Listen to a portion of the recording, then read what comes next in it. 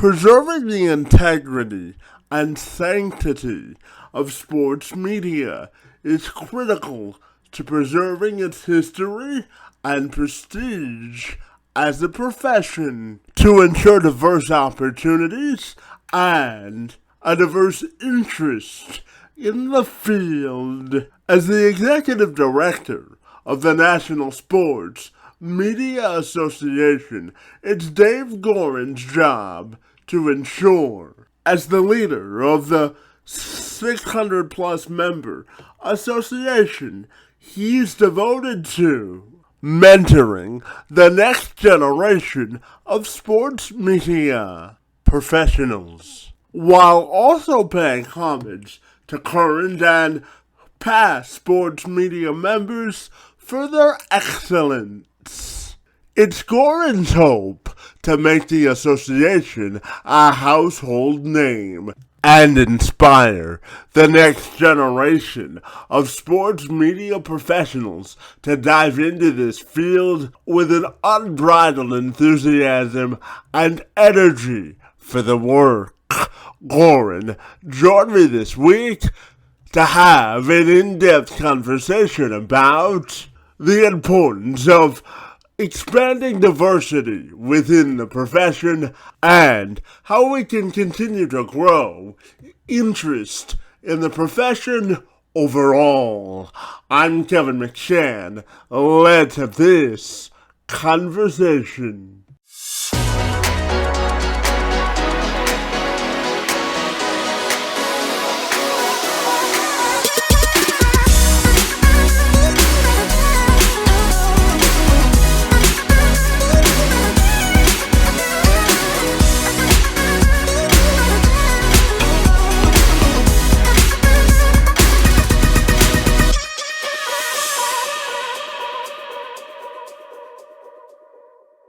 Fantastic. Well, David, if you're ready, I'm super excited and delighted to be with you this morning to talk about all the good work that you do at the National Sports Media Association. Great to be with you this morning, David, and thank you for being here.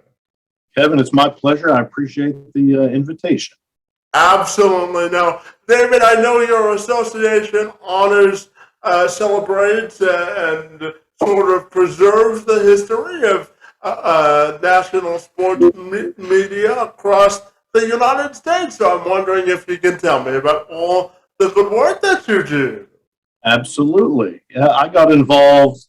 The organization was actually started. I'll give you a little history first. It started, there's a gentleman who had moved to Salisbury, North Carolina from New Jersey. His name was Pete DiMizio, and he owned an Italian restaurant, and he was also a boxing promoter. So in order to get the local sports media to come cover his boxing cards, he had them come eat at his restaurant, because you know how much we all love food, right? So at some point after that, he said, we really should do something to honor you guys, and started the North Carolina Sports Writers and Broadcasters Dinner at his restaurant in 1953. And that went so well, they said, let's take this thing national. So with the help of the Chamber of Commerce and a group of citizens in Salisbury, they made plans to go national. Well, DiMizio died in 1958, so they took a little one-year pause. And then in 1959, they mailed out 6,000 ballots all across the country for these awards for State Sportscaster and State Sports Writer of the Year and National Sportscaster and Sports Writer of the Year, and held their first national banquet April 12th, 1960 at Catawba College in Salisbury, North Carolina. 2 years later, they started the Hall of Fame with, I just went completely blank, Grantland Rice as the first inductee, and we've now inducted over 115, I believe, maybe 130 Hall of Famers. So, we've been in business now 63 years plus the previous years when it was just North Carolina. I started, my background's in local TV sports. I did that for 24 years, my last 20 here in Winston-Salem, North Carolina. And I was part of I was a casualty of the 2008 economy. I got let go right after Thanksgiving time. early December. And after 20 years there and at age 48, it's like, what am I going to do now? Well, you can call it karma or whatever you believe. 2 months later, I get this letter in the mail. Congratulations, you've been elected North Carolina Sportscaster of the Year. And so my wife and I drove down to Salisbury. It's about a 45-minute drive for the awards weekend. And during that awards weekend, the local board president said, why don't you apply for our executive director job? It's open. And my exact words to him were, I'm not sure what I want to do when I grow up yet. And the reason I said that is because when you work in sports, no matter how hard you work or working all the holidays and nights and weekends, if you're passionate about it, it's not like work. And the more I thought about it, as I said, I was 48 years old at the time with 2 young boys.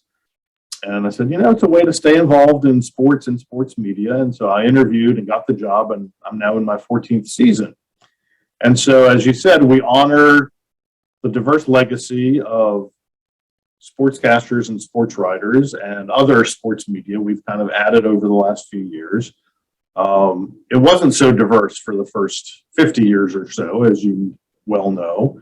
And one of the things I did when I started, I said, why don't we start student memberships and student chapters so we could start planting seeds with younger people.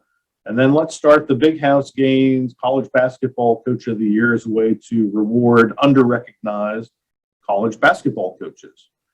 And so we've done that for 11 years. And, little by little, as more people of color and more women are getting into this field, you've seen more of them honored for whether it's state sportscaster or sports writer of the year. Last year we had Tracy Wolfson was our sideline reporter of the year. And in now Sally Jenkins was the first woman in the Hall of Fame. The last several years we've had Leslie Visser, Jackie McMullen, Linda Cohn. So that's starting. Our first person of color in the Hall of Fame was until 2015, I believe it was. And now we've started to add there as well. So I'm proud of the work we're doing. We're not done yet. But we try to, our dual mission is to honor excellence in sports media. And the other part is to help those who are interested, especially college students and young professionals, help them to connect in and, if they're interested in this as a career, help them get started and get entrenched. Yeah, absolutely, David. Part of your last answer intrigues me to ask this question. Sports media has sort of shifted to more of a digital space now, and in your last answer, you brought up the importance of starting young people off early in terms of exposure. So tell me about the evolution of the industry and how important you think it is that we get more young people invested early, and how do you look at the evolution of the industry as a whole?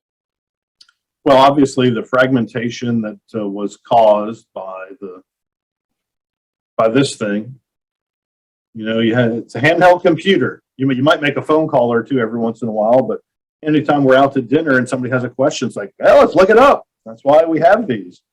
So now you can watch things, everything is on demand, basically.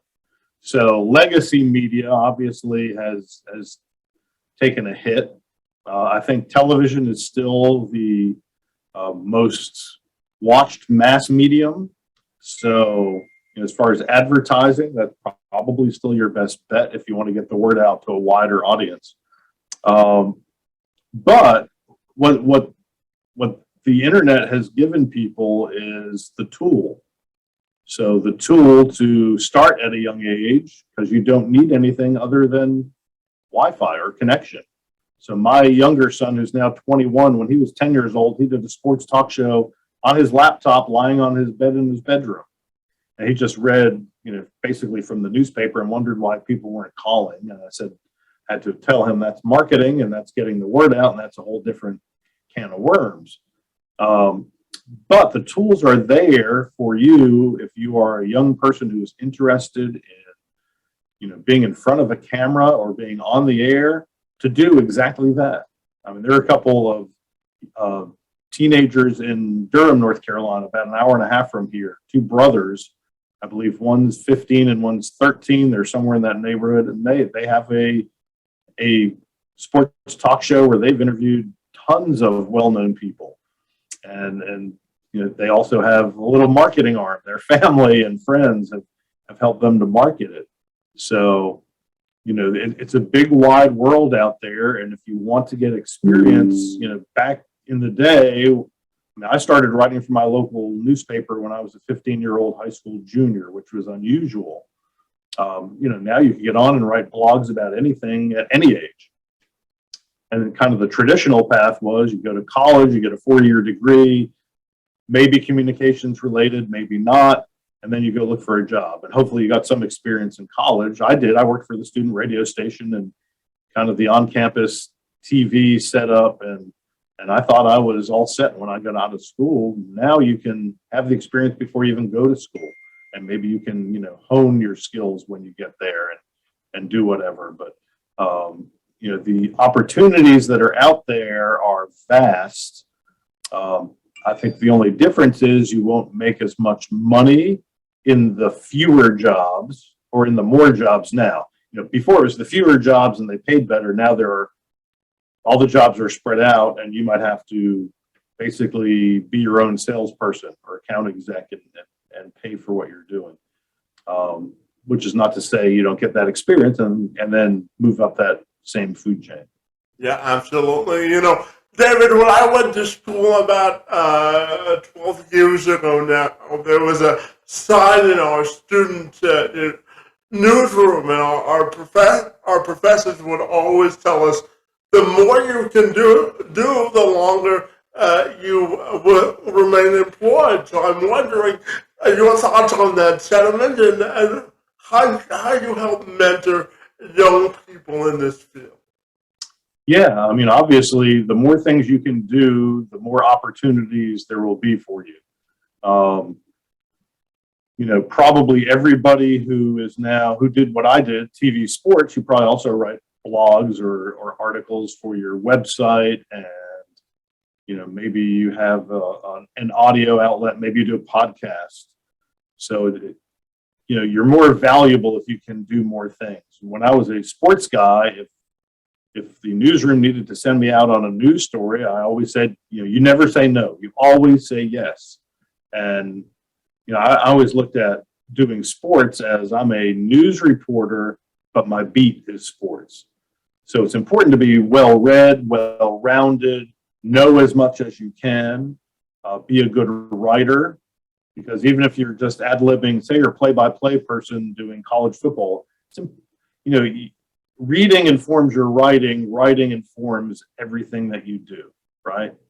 And reading informs you ad-libbing, obviously. And I'd always say that because of our training as sportscasters and our ability to ad-lib, I think sports people would make the best anchors on election night, because we're used to dealing with numbers and we're used to ad-libbing, right?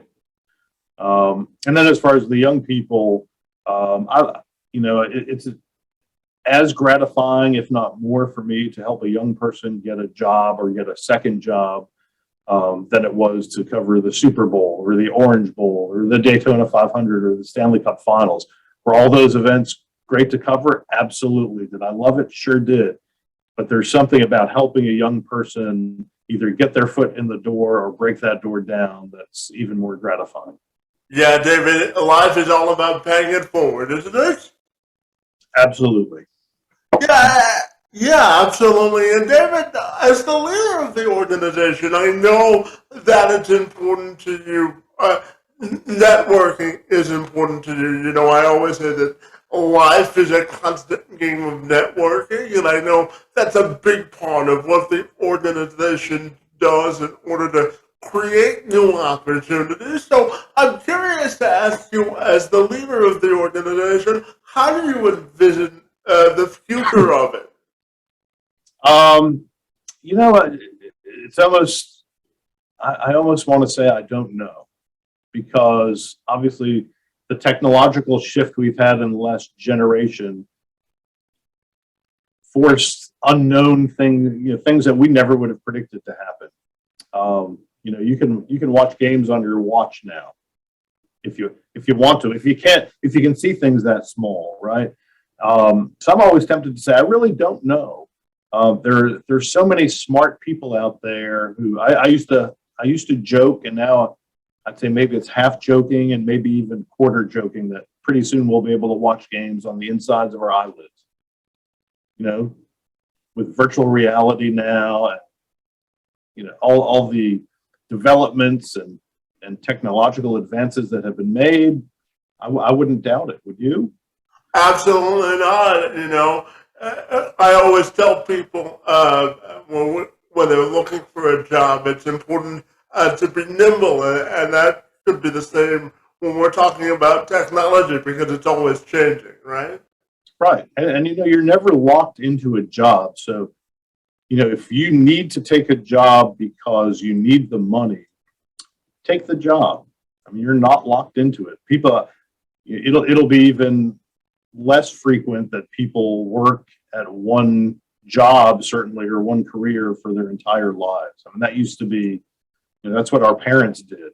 We don't do that anymore. And as each successive generation comes along, I see that happening much less frequently. So don't be afraid to take a job that might not be the exact job you want to start, but get experience, show what you can do, show you're a hard worker, show you'll do anything, within ethical boundaries and legal boundaries, certainly, and show that you are a valuable employee, because the more value you can bring to an employer, the more likelihood you will get hired.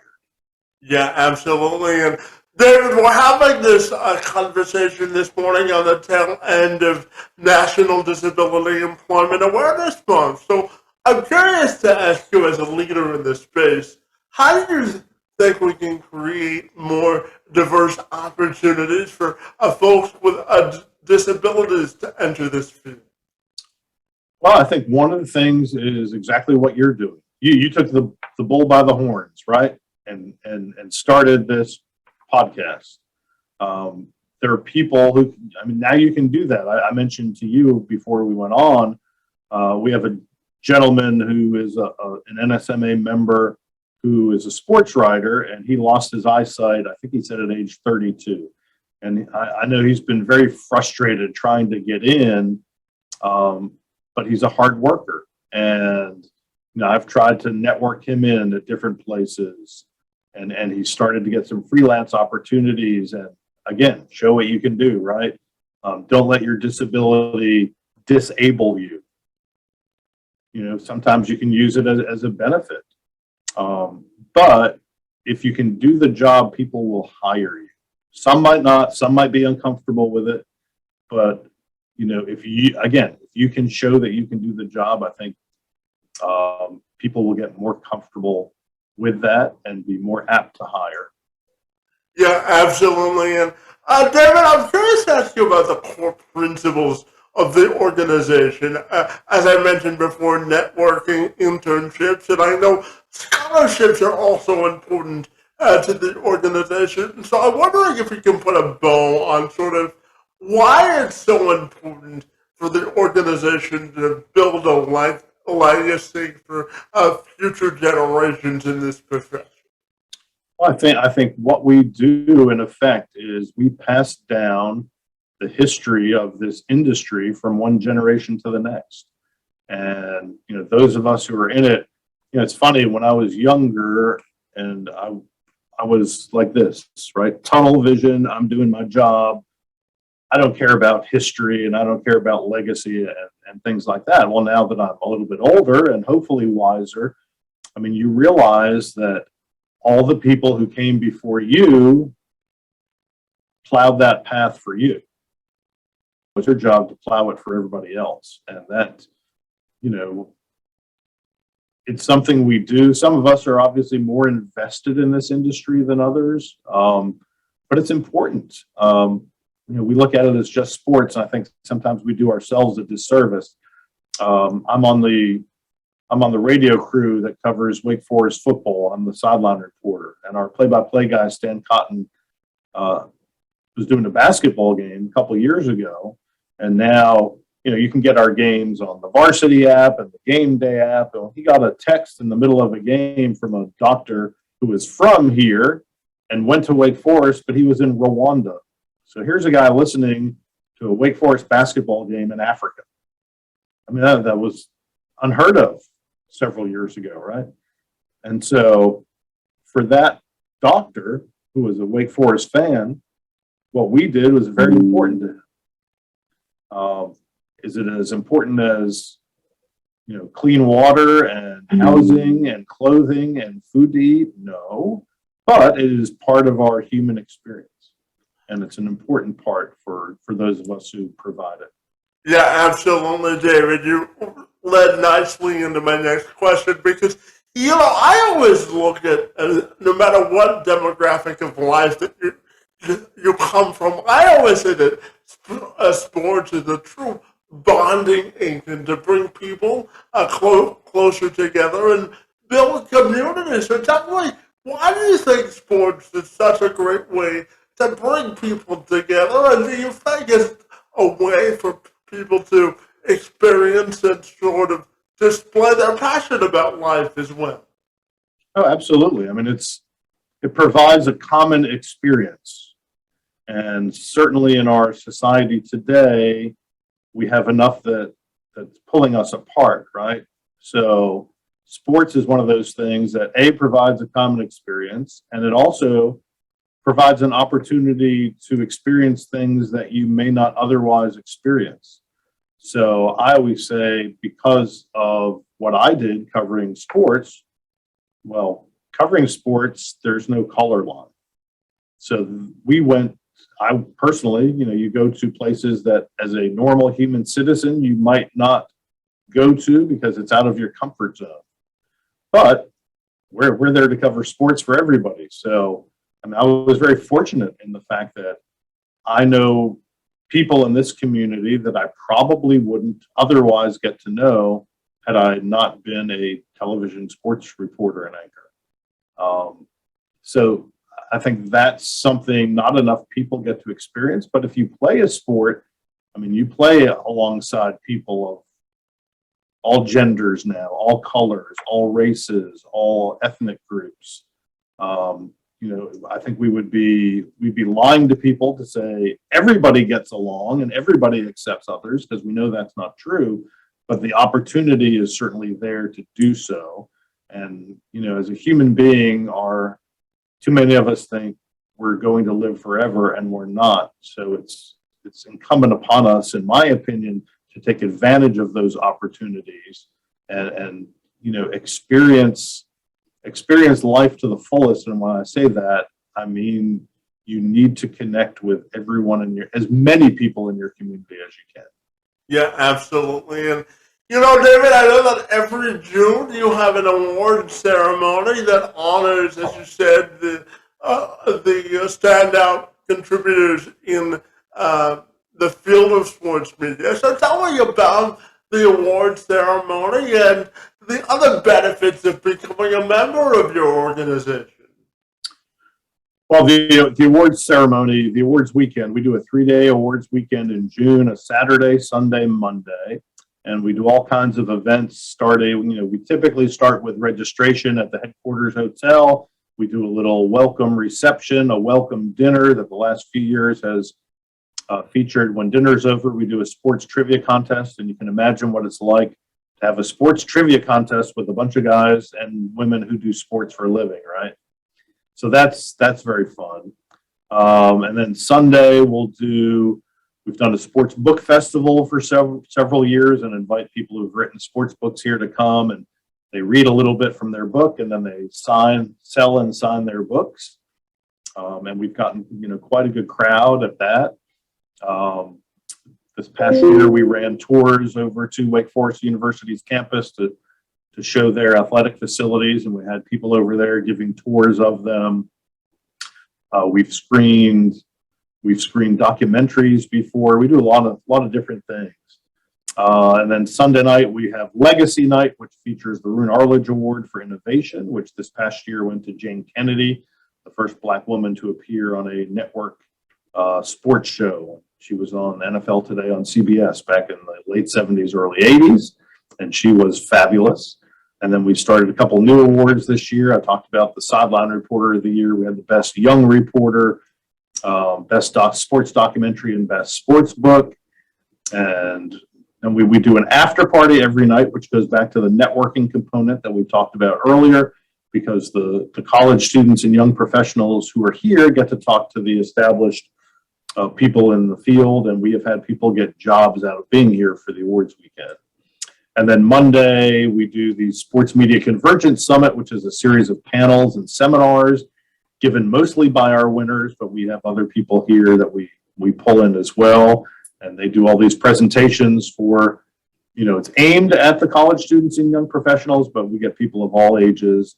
We also have a room where we'll have a handful of working pros who will watch and or listen to demo reels from those college students and young professionals and provide feedback. And every time I see that and the panels and seminars, you know what I say? I say, where was this when I was in college?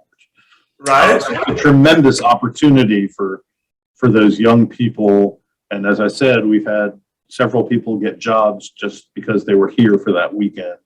And then we go over and do our awards banquet.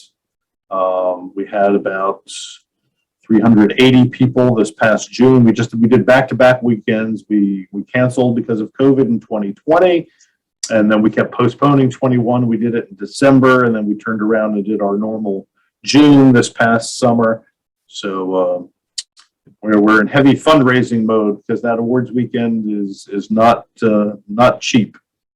But we like to do a first-class job, and we like to provide those opportunities for all those young people who come.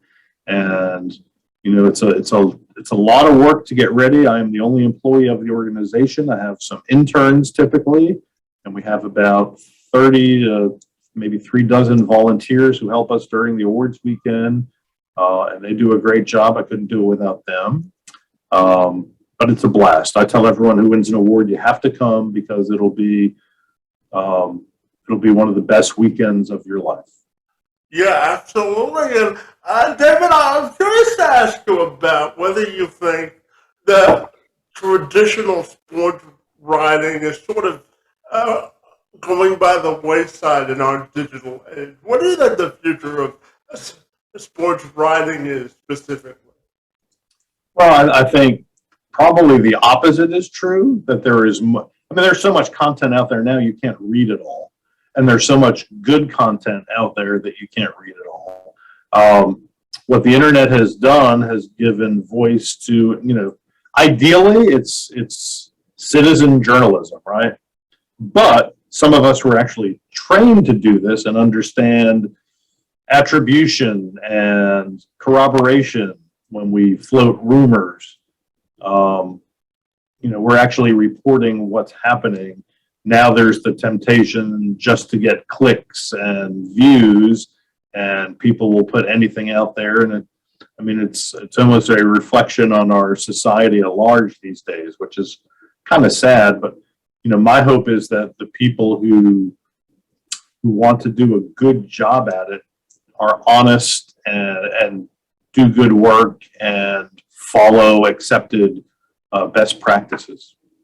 Yeah, absolutely. And David, as you mentioned before, I started this podcast as because I wanted to strengthen my own journalistic abilities and provide more opportunities for myself. So tell me about the benefits of sports podcasting in your view as well.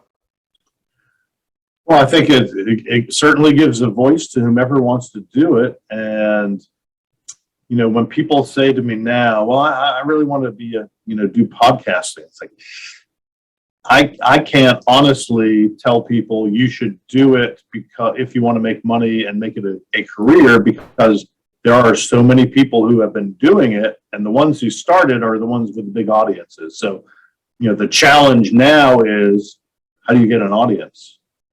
How are you going to pay for it? And that is not easy. And we did a couple podcasts called Sports Smarts, trying to take a little a little bit smarter view of different issues. And, I do not yet see a way to make that worth doing. If you want to do it for fun, go for it, do it. But it'll be a challenge, I think, unless you're already well established to make money at it, unless you have some kind of niche or great sales ability.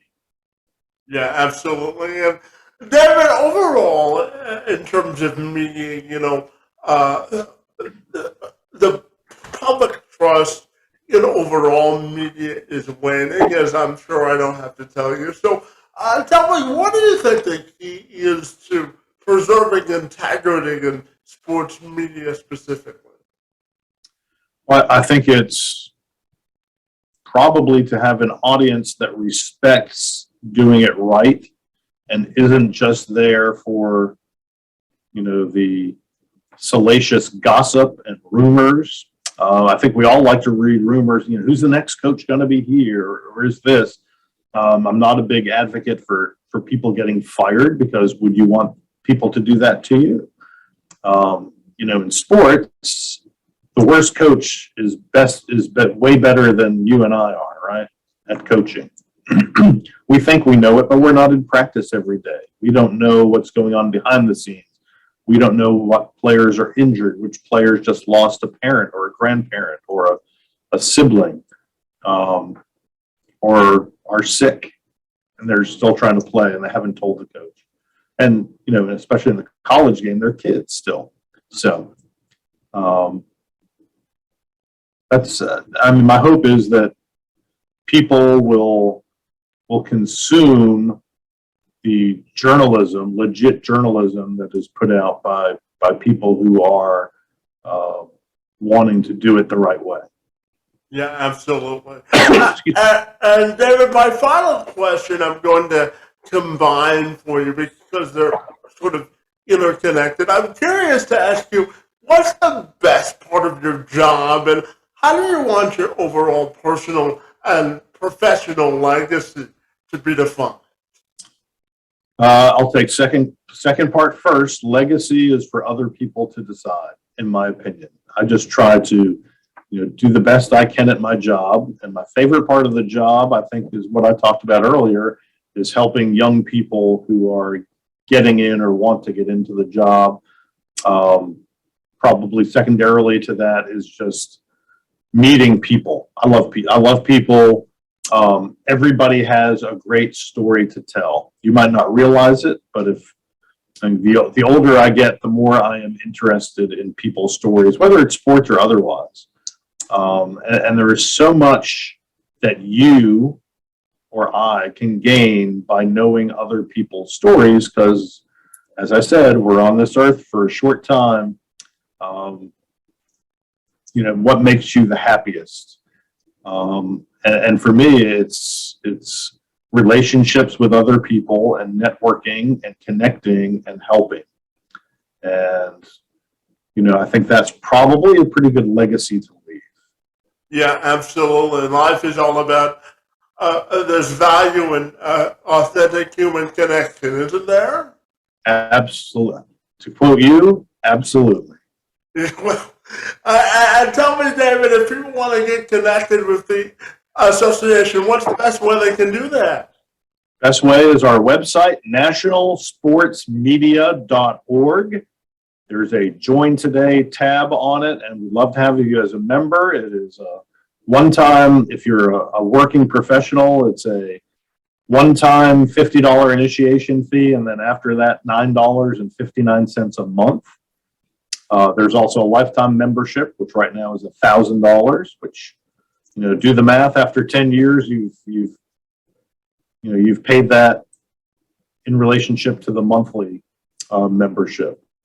And then we also have an international sports membership for U.S. citizens who cover sports overseas. But we also, we have a member directory, so you can network online, at least make initial contacts there.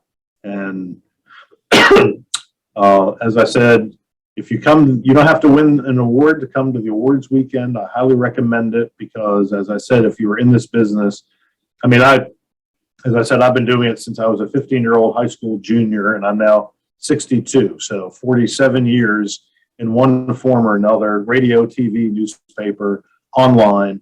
And for me, when I am in the foyer during our reception for our awards banquet, and I look around and I see 300 to 400 people, including about 150 or so elite sports media from all over the country. And then I say, what am I doing here? It's a pretty good place to be. And there's so many people who can benefit you just from the networking that I can't recommend it any higher than I do. Yeah, absolutely. That makes any sense. Yeah, it certainly does. Life is a tremendous privilege, isn't it? It most certainly is. Well, David, as an old sports reporter myself, I was delighted to, first of all, meet you and engage in conversation with you, buddy, as someone who thoroughly enjoys and has a tremendous passion for this work. I want to thank you for the good work that you do to promote the good side of sports media, and I want to thank you for answering my questions and joining me this morning. Your time, energy, and efforts on my behalf are most appreciated, and I want to thank you for being here today. Kevin, I enjoyed it immensely. There were great questions. Obviously, you do a great job doing your homework. And let me throw some platitudes out at you for what you do, because I know it's not easy. And to have to reach out and ask people to come on with you is obviously a necessary part of the job, but it's the way to do it. And it's a great example for others who want to get involved. So kudos to you as well.